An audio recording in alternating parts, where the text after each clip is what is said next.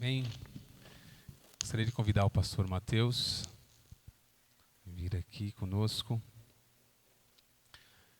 Irmãos, vocês podem se assentar. E gostaria de convidar a nossa irmã Cíntia para fazer uma oração pelo pastor. Sim, por favor.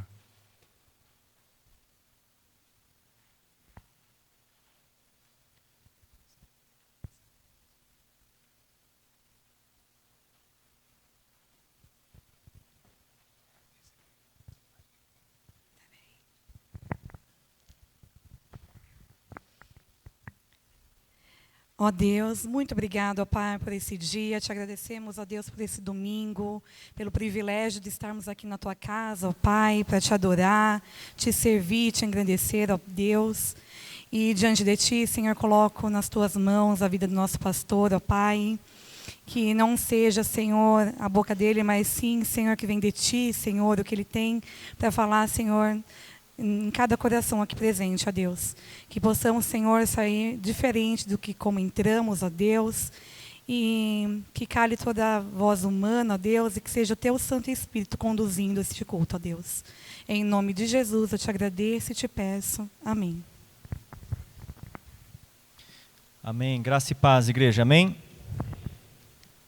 Quero te convidar a abrir a sua Bíblia comigo, lá no Evangelho de João, capítulo 20. Nós vamos estar lendo dos versículos 24 a 29. Ô Mateus, eu passei um videozinho para o Gustavo, tá aí? Dá para passar agora? Tem áudio também. Os irmãos vão abrindo a Bíblia, enquanto isso eu quero passar um videozinho de 1 minuto para vocês.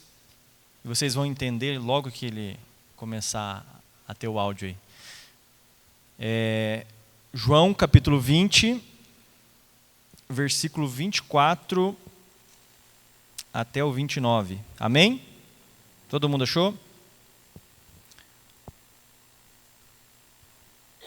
Só esperar que o... Tá certo? Pode soltar então.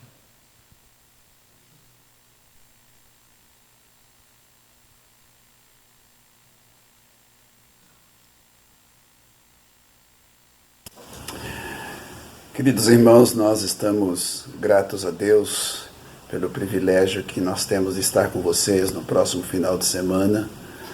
Creio que será um momento rico para a minha vida, conhecê-los, saber do desejo do coração desta igreja de cumprir a tarefa missionária. Estaremos juntos, conversando, orando, compartilhando e buscando cada vez mais obedecermos aquilo que Jesus pediu para a sua igreja. Prazer muito grande estar com vocês, a IPI de Jundiaí. Nós estamos neste final de semana com a nossa 18ª Conferência Missionária na IPI Liberdade. Tem sido um tempo muito precioso. Nossa igreja é uma igreja que tem no seu DNA realmente o evangelismo e missões.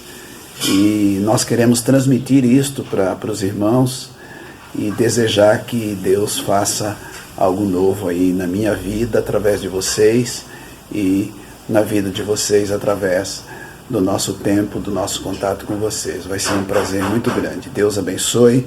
Estamos orando por aquilo que Deus quer fazer na nossa vida e na vida de vocês. Um grande abraço. Amém? Amém, irmãos? Então o pastor Nivaldo Góes vai estar a partir de sábado às 14 horas aqui, na abertura da nossa conferência missionária. E ele está esse final de semana também lá na igreja dele, fazendo a 18ª, se não me engano, que ele falou, né? E eu espero que esse momento seja muito bom para você e para mim. E assim como ele disse, né? Para ele também. Um homem com mais de 70 anos, desses 70 anos... toda a parte da vida dele de cristão dedicada a missões, ele provavelmente tem muito a contribuir com a gente.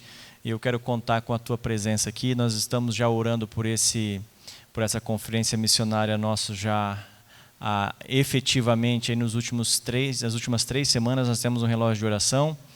E a gente crê que realmente vai ser um momento diferente para a igreja, onde nós vamos ser desafiados, tocados, edificados, e que nós vamos sair daqui realmente com uma visão de que nós temos muito ainda a fazer, muito mais do que fizemos até agora. E eu quero te convidar de coração que você esteja aqui com a gente a partir do sábado que vem às 14 horas aqui no templo da igreja. Vamos orar? Senhor Deus e Pai, eu quero te pedir agora pela leitura da palavra que nós vamos fazer. Quero interceder, ó Pai, por esse momento. Senhor Deus, nós como igreja aqui, eu e os meus irmãos queremos dar a liberdade do Teu Espírito, Pai, para que o Senhor venha falar conosco.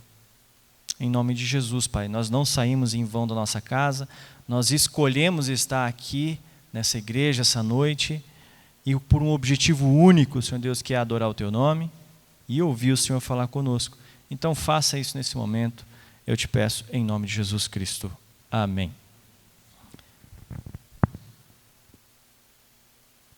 Tomé, um dos 12, chamado Dídimo, não estava com eles quando Jesus veio.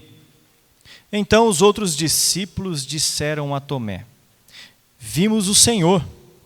Mas ele respondeu: se eu não vir o sinal dos pregos nas mãos dele, ali não puser o dedo e não puser a minha mão no lado dele, de modo nenhum acreditarei. Passados 8 dias, os discípulos de Jesus estavam outra vez reunidos e Tomé estava com eles. Estando as portas trancadas, Jesus veio, pôs-se ao meio deles e disse: que a paz esteja com vocês. E logo disse a Tomé: põe aqui o seu dedo e veja as minhas mãos. Estenda também a sua mão e ponha no meu lado. Não seja incrédulo, mas crente. Ao que Tomé lhe respondeu: Senhor meu e Deus meu. Jesus lhe disse: você creu porque me viu? Bem-aventurados são os que não viram e creram. Palavra do Senhor, amém? É interessante esse texto, né? E a primeira vez que você lê, não sei se você já tem familiaridade com o que está acontecendo aqui. Basicamente é Jesus Cristo ressurreto aparecendo aos seus discípulos, e na primeira aparição aos seus discípulos, Tomé não está presente, que é um dos 12, e o fato dele não estar presente, os que viram a presença de Jesus Cristo vão e lhe falam isso: olha, vimos Jesus Cristo. Tomé, num tom de desconfiança, incredulidade, descredibilidade para com aqueles que falaram para ele sobre aquilo, coloca as seguintes palavras: olha, se eu não ver a mão, se eu não pôr a minha mão do lado da dele, eu não vou crer. No próximo encontro, uma semana depois, estão as portas trancadas, Jesus Cristo aparece e aí sim Tomé acredita. E o fato dele acreditar, ele tem uma confissão: Senhor Deus, meu Deus. E logo disso, seguido de uma frase de Jesus Cristo: você creu porque me viu? Felizes são aqueles que não viram, mas creram. E confesso para vocês que esse contexto, ele é um tanto quanto pejorativo para mim, numa primeira lida. Porque me mostra um homem descrente, desconfortável, sem esperanças, que não considerou em nenhum momento a palavra daqueles dos quais ele viveu junto os últimos 3 anos. E tem os porquês. E eu queria, antes da gente entrar propriamente dito nessa passagem do texto, contextualizar vocês um pouco com relação ao Evangelho de João. O Evangelho de João, ele é para os estudiosos, os biblistas, os PhDs em Escola Bíblica Dominical, já sabe, mas não custa a gente aqui lembrar, que João ele se distingue um pouco dos outros 3 evangelhos, Mateus, Marcos e Lucas. E aí a gente encontra basicamente um fator determinante quando a gente vai olhar Mateus, Marcos, Lucas como evangelhos que vêm falar do reino de Deus, vêm falar de uma realidade presente. A começar pela introdução. Mateus começa o livro falando sobre a genealogia de Jesus Cristo. Não é verdade?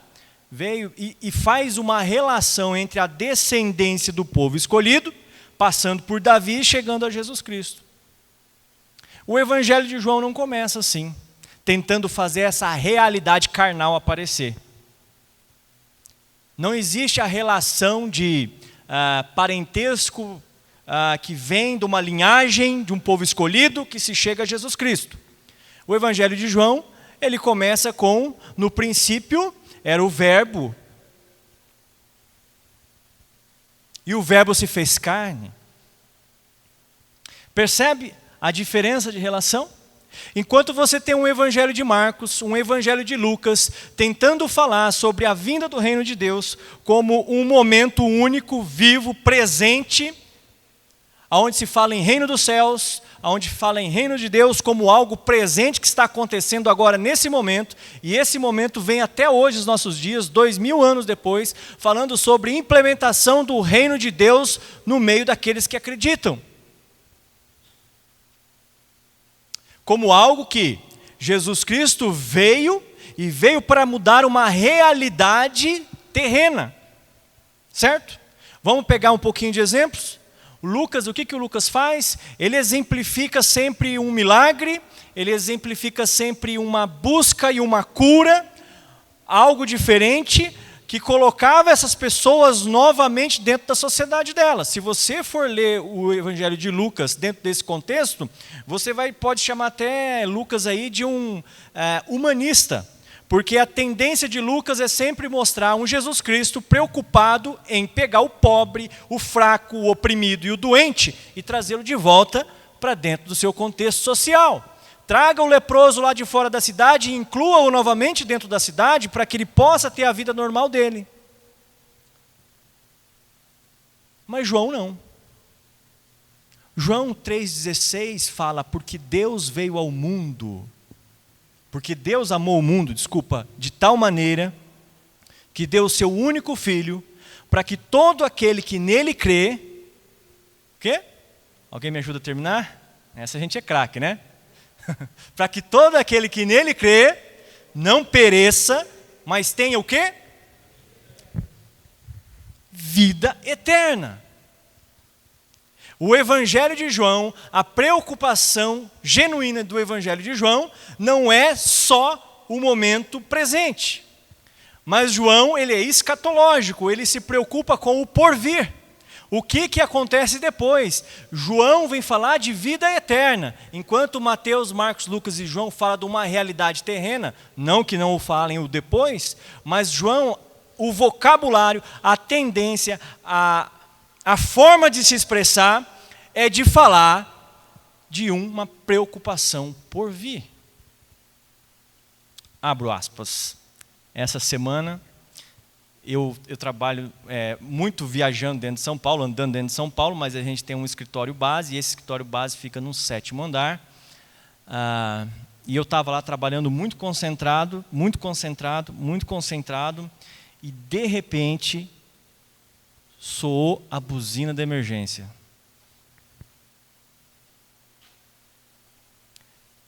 Mas não peguei nada. Peguei, abri a porta da sala onde eu estava, deixei celular, tudo para fora. A hora que eu olhei no corredor, o pessoal do RH já tentando ligar para o bombeiro lá embaixo para ver o que estava acontecendo.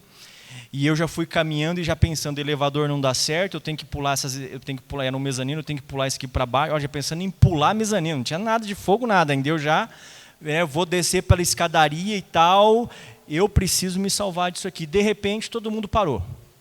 E a menina do RH veio falando, falou, não, é só como é que fala? Uma simulação, mas sem avisar. Simulação sem avisar. Gente, e depois eu virei até motivo assim de chacota, porque umas meninas do RH, uma que eu encontrei no corredor, falou assim, Mateus, você veio e perguntou para mim se era para correr. Eu falei, gente do céu, né? Né? Mas tudo por causa de um sinal, bateu um sinal e aquilo ali voou na mente de todo mundo, pulsando o coração. O que está acontecendo aqui? nós queremos, em última das últimas hipóteses, salvar o quê? A nossa pele. Por quê? Né, aquele velho jargão, né? Todo mundo quer ir para o céu, não quer? Não? Alguém quer ir agora? Olha o Rodrigo lá. Ó.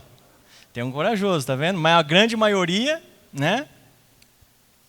É dúbia a situação, não é? Todo mundo quer ir para o céu, mas vamos agora? Né?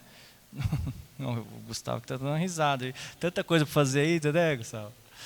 Não teve filho ainda, né? E tudo mais. A grande questão é essa, irmão. A grande questão é essa.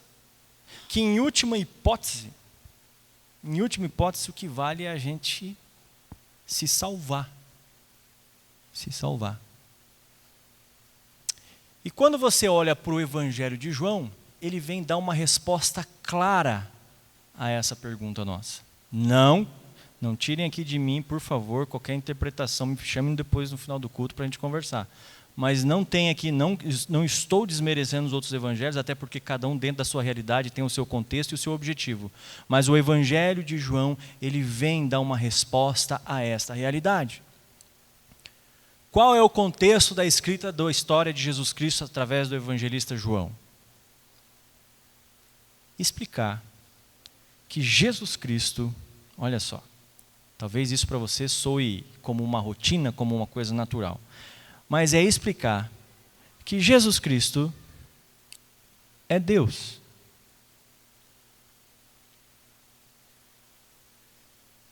O que João está querendo fazer é explicar para aquela comunidade da qual ele escreveu a história de Jesus Cristo, que Jesus Cristo não foi apenas mais um profeta. Jesus Cristo não foi apenas um doutor da lei. Jesus Cristo não foi mais um curandeiro. Jesus Cristo não foi mais um milagreiro. Jesus Cristo não foi mais um contador de histórias, apesar que ele fazia isso muito bem. Jesus Cristo não foi apenas mais um profeta.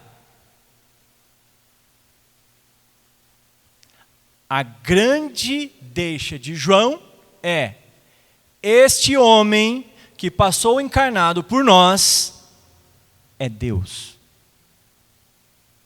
É Deus.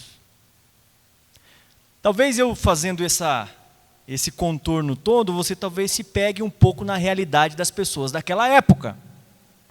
Como que um homem que até ontem estava andando comigo, contava histórias muito bonitas, falava sobre as injustiças sociais, através dele a gente via sinais e maravilhas, curavam pessoas, mas daí até eu dizer que ele é Deus, é um pouco demais.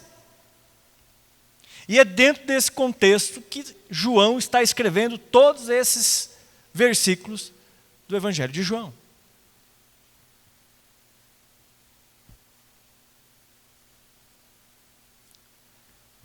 Irmãos, e aqui a gente entra dentro do contexto muito interessante da conversa, tanto dos apóstolos com Tomé, quanto tanto dos apóstolos com Tomé, quanto de Jesus com Tomé. A questão de colocar Jesus Cristo como Deus, ela é simplesmente uma questão de fé. Tá certo? Não dá para você fazer nenhum tipo de comparativo científico para falar isso. E, Mateus, como é que a gente vai falar sobre fé? Fé a gente tem que usar Hebreus. Hebreus fala sobre fé dentro do seguinte sentido: certeza das coisas que se esperam e não se veem. Simples e direto, assim. Certeza das coisas que se esperam e não se veem. Você sabe por que a Europa hoje passa por uma decadência cristã, e não só cristã, mas de várias outras religiões? Não quero ser aqui o mensageiro do Apocalipse, mas é a questão, a própria ciência tira isso. Por quê? Porque do muito estudar, por mais que não se explique tudo, muitas coisas conseguem se responder. E quanto mais o homem estuda, mais ele se enche de autoconhecimento e, consequentemente, de egoísmo. E, consequentemente, de autonomia. Quanto mais autônomo o homem se acha, menos ele se acha dependente de Deus. Ele só consegue se voltar a isso a partir do momento da desgraça, a partir do momento da doença, a partir do momento da infelicidade que não se responde por um mercado, por uma vida. Aí ele volta. Mas é justamente por isso. A grande maioria das pessoas que saem da igreja são jovens.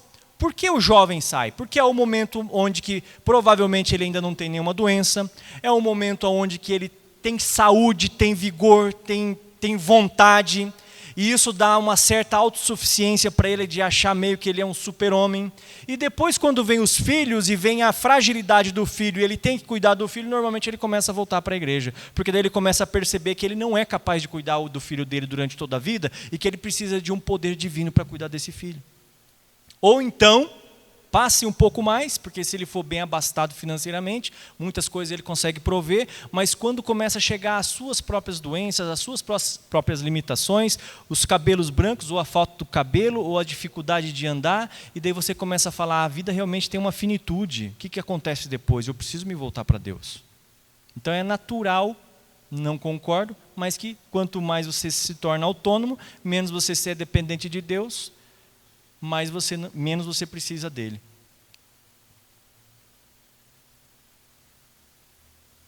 E aqui eu queria falar um pouquinho com vocês sobre a questão do milagre. Por que milagre, Mateus? Porque eu estou falando aqui de uma realidade da qual Tomé, ele espera por ver esse milagre. Concordam comigo? A crença do Tomé em Jesus Cristo como Deus só se dá depois da visão que ele tem, do momento que ele tem junto com Jesus Cristo. E eu queria ler aqui uma definição para vocês de milagre, ver se você concorda comigo, talvez você pode discordar. Em acepção geralmente empregada, milagre ou miraculo é um acontecimento dito extraordinário que, à luz dos sentidos e conhecimentos até então disponíveis, não possuindo explicação científica ainda conhecida, dá-se de forma a sugerir uma violação das leis naturais que regem os fenômenos ordinários. Violação das leis naturais. Violação das leis naturais que regem as coisas ordinárias. É isso que é milagre. O milagre que Jesus Cristo mostra aqui para Tomé é justamente o quê? Uma violação das leis naturais. Qual que é a lei natural? Morte, fim. E quando Jesus aparece, houve uma violação. A partir do momento que houve essa violação, ele se torna algo que é dito como milagre, algo extraordinário. E digo isso, e vou confessar da minha parte também, provavelmente o grande motivo do qual você está aqui é por causa disso. É que em algum momento da tua vida você pensou, rapaz, o que vai acontecer comigo? O que vai acontecer comigo depois? Eu preciso me apegar em alguma coisa. E quando vem o evangelho falando para você, não, Deus te livra dessa possibilidade da morte infinita, você se apega nisso. E você tem isso como uma verdade, e você, quanto mais você crê, mais em paz você fica. É verdade. Quanto mais você crê, mais em paz você fica. Há muitos e muitos tempos atrás, houve-se lá em Londrina um estudo lá, eu não sei se vocês sabem, mas lá tem um hospital que era dirigido pela igreja presbiteriana, hoje não é mais, acho que já desvinculou tudo, mas fizeram uma vez um estudo dentro do hospital, e com pessoas em estado terminal, e pessoas que se diziam cristãs,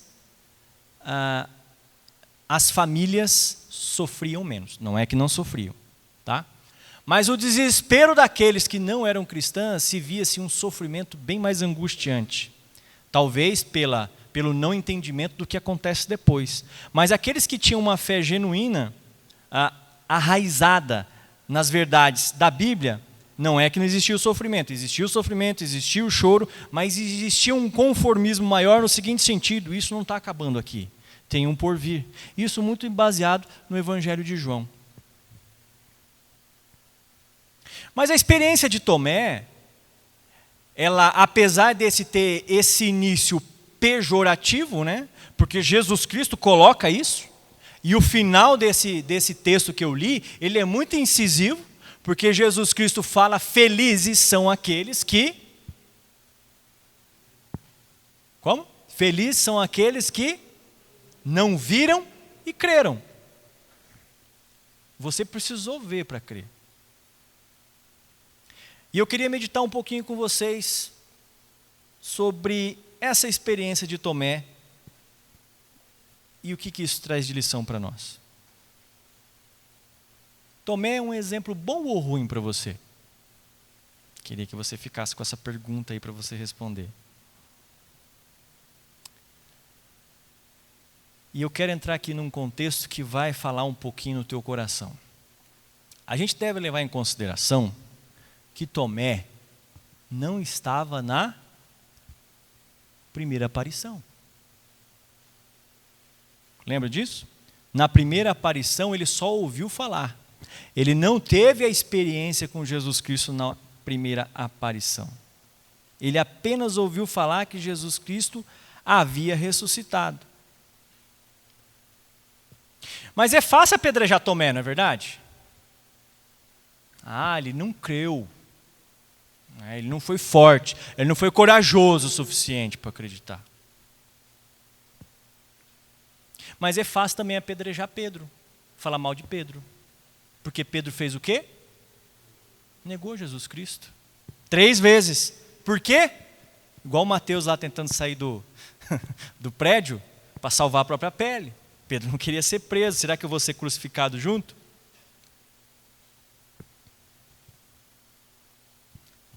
É fácil apedrejar Tomé, não é verdade? Mas assim como é fácil também apedrejar Jó. Quando naquele momento de desgraça, perdeu família, perdeu tudo, perdeu os bens, ficou cheio de doença, o que ele faz? Questiona Deus. O que está acontecendo comigo, Deus? É fácil questionar Tomé e falar que ele é um homem problema, mas também é fácil da gente apedrejar Davi. Quando adulterou com a mulher e mandou o marido dela para morrer. É fácil apedrejar Tomé e falar que ele é um homem difícil, como é fácil também apedrejar Saul, que quando soube através do profeta Samuel que ele perderia o mandato dele de rei, o que ele fez? Perseguiu Davi. Você sabe por que novela, Netflix e tudo mais, e séries e tudo mais, chama tanta atenção das pessoas e tem tanto ibope? Provavelmente você assiste, eu também. Netflix agora está na moda, né? Você sabe por quê? Porque são todos os momentos, presta bem atenção, todos os momentos, quase que ininterruptos, eles são em momentos de emoção exaustiva dos personagens que estão sendo passados. Vê se alguma série tem uma pessoa fazendo uma viagem de 2.000 quilômetros dentro de um carro ouvindo música. Não tem. Não tem, porque isso não tem emoção, porque isso não traz nada demais. Mas briga, morte, estupro, violência, conquista, disputa, poder, enganação, esperteza, isso é o que mais tem, porque isso é o que chama a atenção do ser humano. A realidade da vida ela é diferente da Netflix. Você sabe disso?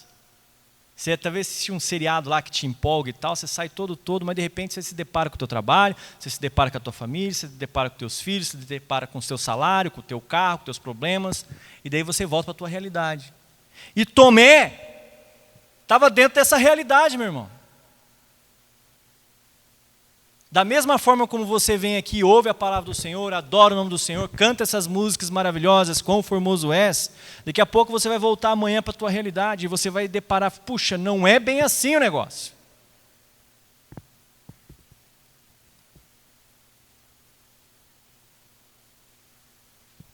Quem era esse Tomé? Quem que era esse Tomé? Quando Jesus aparece pela segunda vez, aí sim ele toma conhecimento de que é Jesus, aceita este Jesus Cristo. Mas até então ele só tinha ouvido falar. E quem que veio falar para ele? Pedro? Você, Pedro, que acabou de negar ele, vai falar agora que está vendo eles? Já não basta a traição que você fez, agora você vai querer me comprovar que Jesus Cristo está vivo? Mas olha só, em João capítulo 11, versículo 16, quando Jesus planejava ir para Betânia por causa da morte de Lázaro, Tomé foi o primeiro a dizer aos outros discípulos: vamos nós também para morrermos com ele.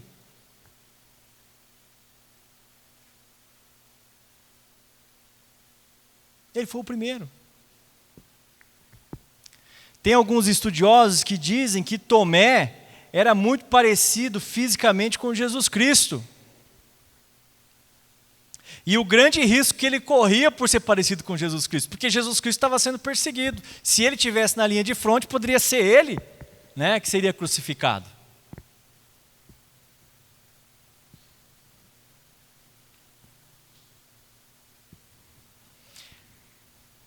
Eu não sei o porquê o Tomé não estava na primeira aparição.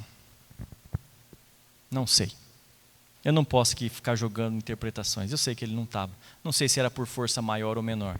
Mas eu queria dizer para você, irmão, um dos motivos que fez Tomé, naquele momento, duvidar se era Jesus Cristo ou não, foi porque ele não estava com seus irmãos na primeira aparição. Estava fazendo alguma outra coisa que não era estar esperando a volta de Jesus Cristo. O que isso me fala? O que isso me fala como pessoa, como Mateus? É uma questão que eu já falei aqui para os irmãos. Nós somos influenciados pelo meio. Nós somos influenciados pelo meio. Com certeza você deve ter muitos jargões, muitas gírias, muitas falas técnicas do meio do seu trabalho. Por quê? Porque você é influenciado. Provavelmente você deve ter atitudes parecidas com de líderes que você segue no teu trabalho, ou no meio que você vive, ou um professor teu. O que é isso? Vivência. É vivência.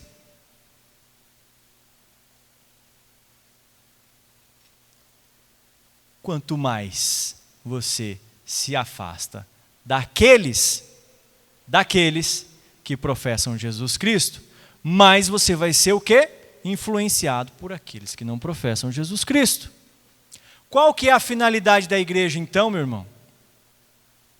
Nós estamos trabalhando aqui com os adolescentes e o que eu enfatizo muito para os pais. O que você pode deixar de influência para o teu filho? O que você pode deixar de influência para o teu filho? A necessidade de se buscar uma igreja, a necessidade de se buscar a relação com a Bíblia, a necessidade de se buscar Deus? Sim.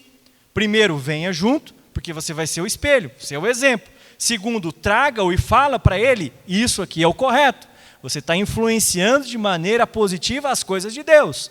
Do contrário, você está dizendo para ele, não precisa se preocupar muito com essas coisas, porque isso é relativo, porque Deus está em todo lugar. Eu não sei, Deus realmente está como onipotente, onipresente, mas não nas pessoas.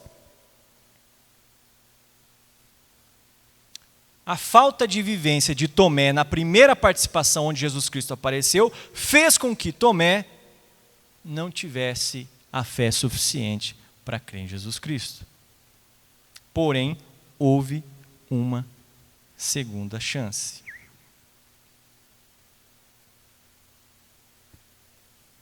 Eu termino esse primeiro ponto, e só tem 2, tá? Fica tranquilo. Todos nós somos passíveis de duvidar.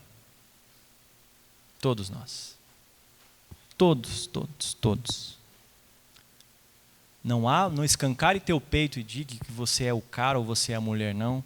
Porque todas as pessoas que fizeram isso deram com um burro na água, caíram, bateram a boca no chão, arrebentaram-se. Tudo. Todos somos passíveis de duvidar. A grande questão é, aonde você tem andado? Por onde você passou, Tomé? Que se não estava aqui quando eu apareci a primeira vez. Segunda lição, e daí eu uso aqui as palavras de Jesus, que foi a resposta que ele deu para Tomé lá no versículo 29. Você creu porque me viu? É a grande pergunta de Jesus Cristo. Felizes são aqueles que não viram e creram. Mais feliz é aquele que se entrega integralmente. E eu queria ler com vocês aqui uma passagem que está em 1 Pedro, capítulo 1, do versículo 3 até o versículo 8. Não precisa abrir sua Bíblia, só escute. 1 Pedro, capítulo 1, versículo 3 até o versículo 8. Bendito seja o Deus e Pai de nosso Senhor Jesus Cristo, que segundo a sua grande misericórdia nos regenerou para uma viva esperança mediante a ressurreição de Jesus Cristo dentre os mortos, para uma herança que não pode ser destruída, que não fica manchada, que não murcha e que está reservada nos céus para vocês, que são guardados pelo poder de Deus mediante a fé para a salvação preparada para ser revelada no último tempo. Nisso vocês exultam, embora no presente, por breve tempo, se necessário, sejam contristados por várias provações, para que, uma vez confirmado o valor da fé que vocês têm, muito mais preciosa do que ouro perecível, mesmo apurado pelo fogo, resulte em louvor, glória e honra na revelação de Jesus Cristo. Mesmo sem tê-lo visto, vocês o amam. Mesmo não o vendo agora, mas crendo nele, exultam com alegria indescritível e cheia de glória, obtendo o alvo dessa fé, a salvação da alma. Repito o versículo 8 para vocês.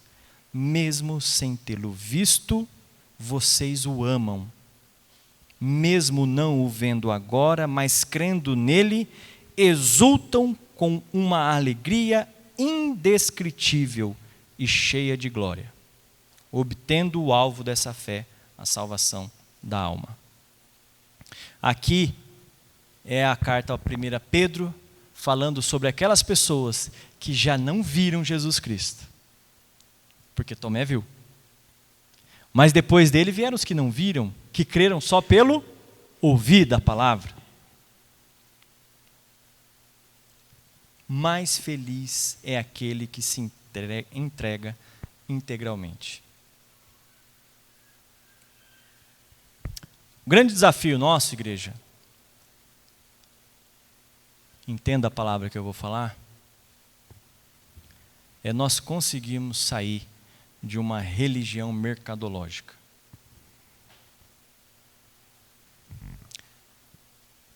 Deixa eu ver se eu falo o nome do rapaz, certo? Dostoiévski, se não me engano é assim, um escritor russo, uma vez falou uma frase assim: o povo não quer Deus, o povo quer milagre. O povo não quer Deus, o povo quer milagre. Isso é forte, né? Porque uma coisa para nós está entrelaçada à outra, né? Porque o milagre a gente busca em Deus. O que ele está querendo dizer aqui é que se o interesse último é apenas a compra de um milagre, como é que se compra? Não sei. Cada um tem a sua relação. Eu compro o milagre indo à igreja, eu compro o benefício de Deus crendo, eu compro o benefício de Deus dando o dízimo, eu compro o benefício de Deus sendo uma pessoa boa, eu compro o benefício de Deus fazendo oração, eu compro o benefício de Deus louvando, cantando, não traindo. A relação mercadológica é o toma lá da cá para com Deus. E é interessante que se esse é o motivo último, isso é um problema. Porque o cristianismo não prega o Cristo só para você. O cristianismo é o cristianismo de Jesus na cruz falando o quê? Pai, perdoa porque eles não sabem o que fazem. Perdoa eles. É o interesse pelo próximo. É o interesse pela comunidade. No primeiro semestre nós até abordamos esse tema, né? Acho que é esse aqui, né? A unidade na diversidade. Que o cristianismo ele não se faz na individualidade. O cristianismo ele só consegue ser efetivo na coletividade. Mas o que você está querendo dizer com isso, Mateus? Que Deus não está na minha casa comigo? Não, eu estou querendo dizer sim. Eu estou querendo dizer que Deus na casa com você faz você amar as outras pessoas.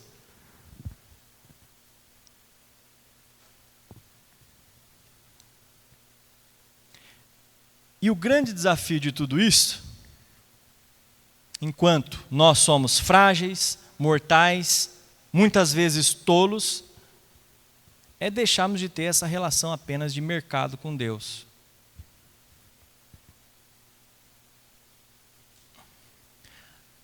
Crer pela grandeza de Deus. Já parou para pensar nisso? Crer pela grandeza de Deus? Isso é diferente. Você deve pedir. Eu estou aqui hoje porque já pedi a Deus. Mas o nosso sentimento de presença de Deus é pela sua soberania e não pelo bem-estar que Ele pode me dar, apesar que Ele quer dar. É interessante, né? Por que Jesus Cristo foi e já que o Tomé só vai crer se eu mostrar, por que Jesus Cristo foi e mostrou? Ele não precisava fazer isso. Ele podia falar, já Tomé, então você que vá para o inferno. Não podia? Podia ou não podia? Porque os outros creram. Por que Jesus Cristo se importou com Tomé de ir lá e mostrar, olha aqui, ó, o furo, põe a mão aí, encosta, Tomé. Incrédulo. Né? Porque esse é o nosso Deus, é o Deus da misericórdia, é o Deus do amor, é o Deus daquele perdão que ninguém consegue perdoar, só Ele. Né? É aquele Deus da misericórdia para com todos. Sabe aquela desgraça que você vê pela televisão, que você fala, isso eu não perdoaria, tomara que morra? Então, Deus tem a capacidade de perdoar. E isso só se dá através de uma relação pessoal com Deus. Dá uma palavra para isso? Tem uma palavrinha que eu não sei se você já viu, mas uma hora você pode buscar a relação dela, que se chama epifania. É um sentimento que expressa uma sensação de entendimento ou a compreensão de algo. É um termo aplicado quando um pensamento inspirado e iluminante acontece, que parece ser divino. Nada mais é isso aqui, irmão, do que quando você precisa estar dentro de uma igreja. Não precisa estar ouvindo uma música gospel, não precisa estar lendo a Bíblia, não precisa estar orando. É um momento que você tem o senso de realização, porque Deus está junto com você. E se você não teve isso ainda, busque isso, porque você encontra. E eu não estou dizendo que tem que ser nada sobrenatural, você tem que ver anjo voando, nada, não é disso. Pode até ser, não duvido, tá? A experiência de Deus é cada um com cada um. Mas eu estou dizendo que o teu momento com Deus, esse momento único, que pode ser aqui dentro, pode ser no teu quarto, pode ser no teu trabalho, pode ser dirigindo o carro, pode ser andando na rua, pode ser olhando um pássaro voando, esse momento teu com Deus é que faz você ter uma fé indestrutível. É a convicção de que você tem um Deus junto com você. Concluo. A palavra prioridade não tem plural. Sabia disso? Apesar da gente falar, quais são as minhas prioridades? Tá, mas das prioridades, qual que é a prioridade? A palavra prioridade não tem plural. É a primeira. É a primeira. Se você colocar a segunda, não é mais a primeira. Concorda comigo? A palavra prioridade é uma palavra que só existe no singular. Quando você professa a sua fé, quando você vem aqui na nossa igreja, a gente faz isso em público, profissão de fé, você está dizendo que Deus é a prioridade na tua vida. Pelo menos isso é a doutrina que a nossa igreja prega. Quando você professa a sua fé, você está dizendo que Deus é o Senhor da sua vida.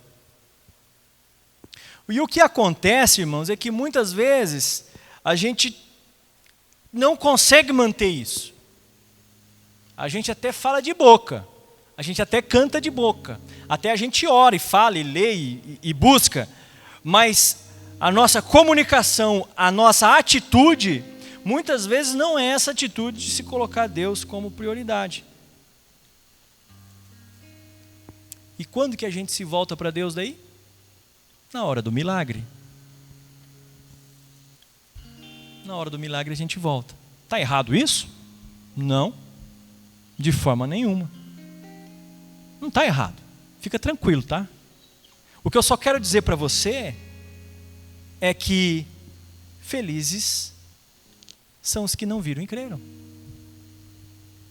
Talvez é mais sofrido dessa forma. É mais sofrido. Porque você precisa ficar esperando alguma coisa.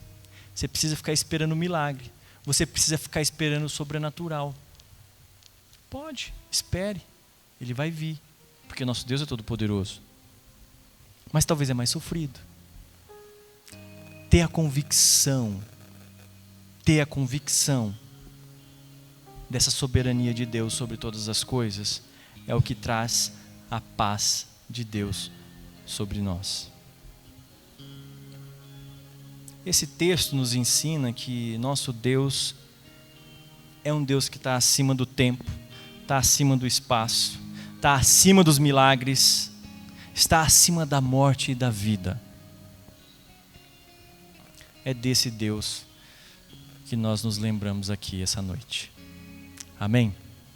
Que você vá em paz para sua casa com a convicção de que esse Deus soberano é o Deus que cuida de você. Fica de pé, vamos cantar uma música.